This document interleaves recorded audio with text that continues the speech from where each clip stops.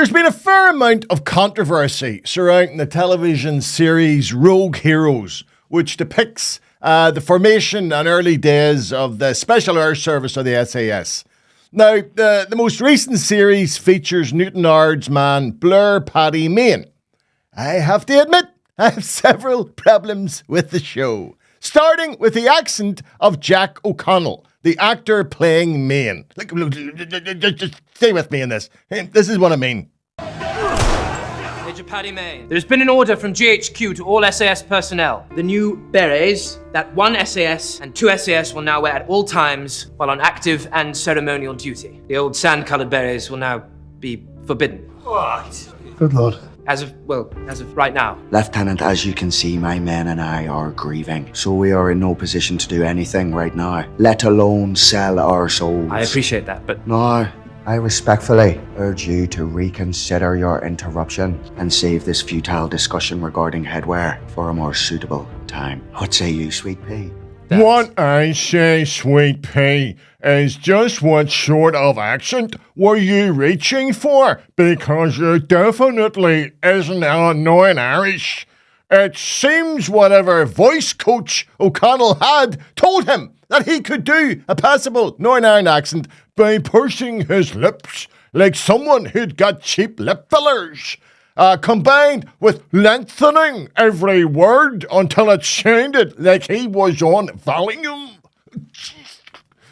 But there's something even more disturbing than the accent. And I know, that's hard to believe. I know that's hard to believe. Yeah. And that's the dramatic liberties the makers of the show have taken with the real character of Lieutenant Colonel Robert Blair Paddy Mayne.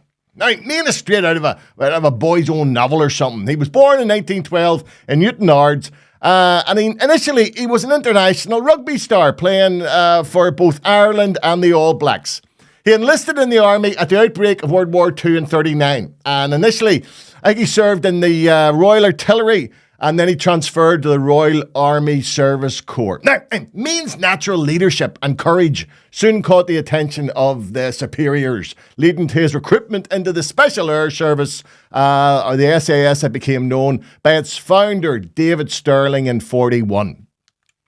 Mayne became a pivotal member of that regiment, quickly rising through the ranks, becoming one of the most influential figures in its history, right?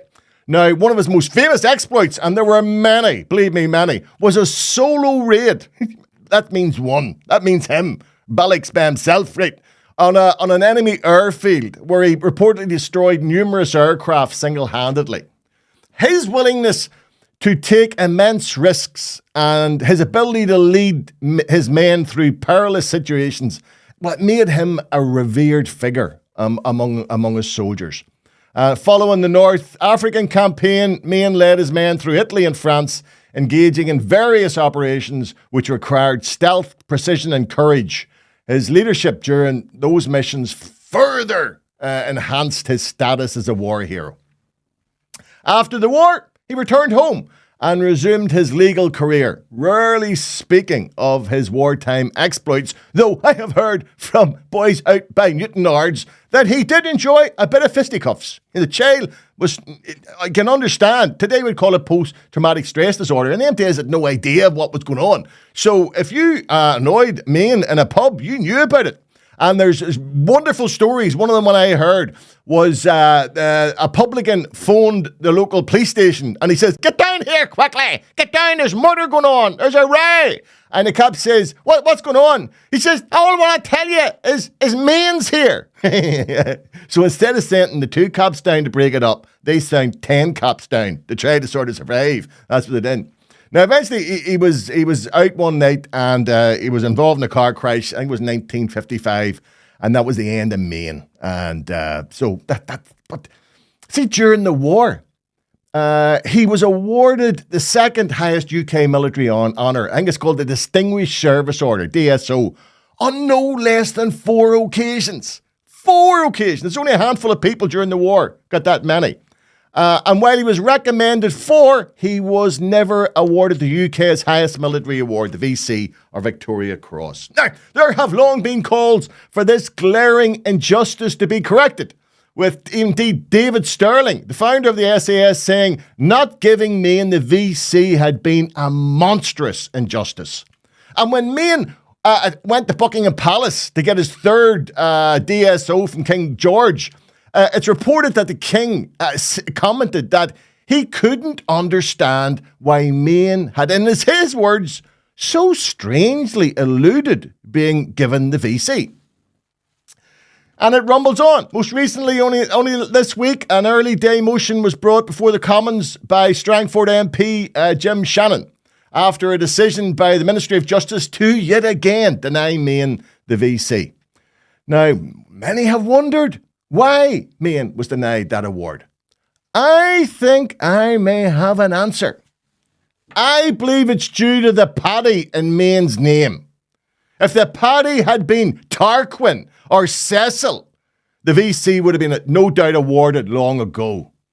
And it's hardly surprising that discrimination against Mayne existed in an England which had signs in boarding houses reading "No blacks, no Irish, no dogs." There was an exception to this rule, of course, and that was when England found itself at war, when they were only too glad to welcome blacks and Irish into their army. All we need do is look at the Disnefication of the story of Mayne in the current Rogues Heroes television series to see that even today, a decorated war hero can be reduced to a drunken mad Paddy caricature. So maybe it's time we stop going cap in hand to the UK establishment begging for recognition 70 years overdue. Oh, God bless you, Master, God bless you. Oh, it'd be terribly kind of you, know. It'd be terribly kind of you if you could see your way to give an old Blair Mayne his right reward, sir. God bless you. It's too late. The man's dead 70 years. For once, we should have the balls he showed and act with a bit of dignity and say to the UK government, you denied him his rightful recognition when he was alive, so you can now go stick your VC as far up your tight English holes as it will go.